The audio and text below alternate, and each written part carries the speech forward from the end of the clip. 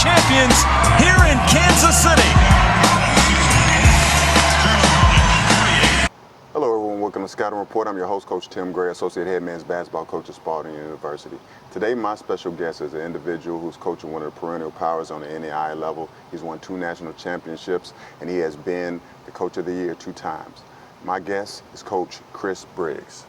How you doing, Coach? Great, Coach. Thanks for having me. No problem. Thank you for being here. Yes, sir. Now, I want to talk to you today and just get to know and let the people know a little bit more about you and things of that nature. And I just want to ask you a question in reference to what got you into the profession of coaching?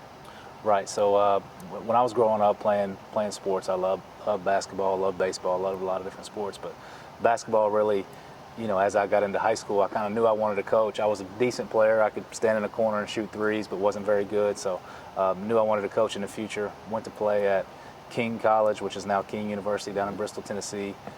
Played 1 year there, had a great time, made a lot of great friends, great teammates, but knew I wanted to coach. So went up to University of Kentucky, went to see Mr. Bill Kitely, Mr. Wildcat. You know, told him I wanted to coach, and you know, first thing he says, we don't need any more players. So you know, I got that line quick. You know, gave me a little tryout working camp, and then the rest is history. Was a manager there for him, and was able to learn under him and Coach Tubby Smith and all the guys on staff, and then became a graduate assistant. And you know, just from a young age, like I said, knew I wanted to coach, knew I wanted to be involved in basketball, and you know, was very fortunate along the way to meet some good people and break into the profession.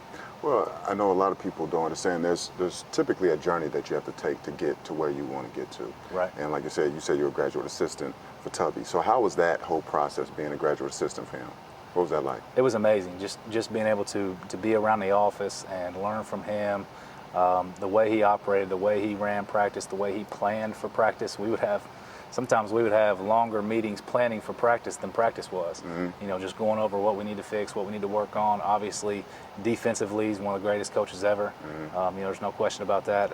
And the toughness and the mentality that he instilled in the players. It was just amazing to be able to you know, watch and learn from a Hall of Fame coach, you know, at such a young age you know, made a big impression on me.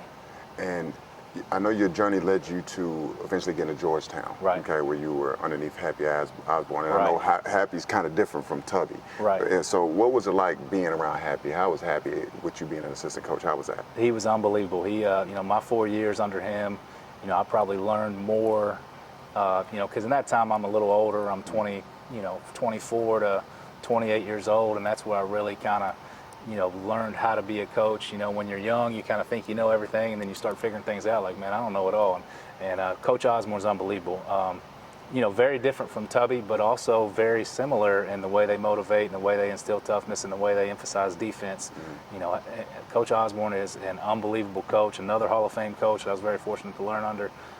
Very intense, probably at the best motivator in the locker room I've ever seen. As far as I was an assistant coach, and I'm having chills, like ready to go play. He's just, you know, the way he can motivate and inspire, you know, the young men to go out there and play hard and give them everything they got. And you know, it was unbelievable to see, you know, the Georgetown hard mantra and you know, just give it everything you have, and he would have those guys believing they could run through walls for him.